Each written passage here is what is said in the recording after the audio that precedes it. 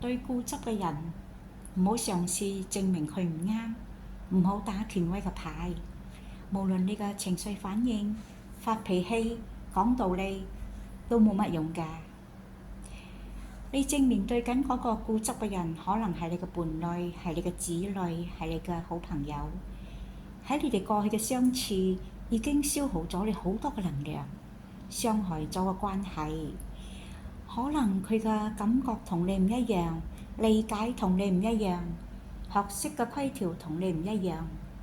你唔好諗住用你嘅感覺同想法去判斷佢嘅感覺同想法，咁樣做只會令佢變得更固執，因為佢覺得你唔明白佢，唔知道佢嘅感受。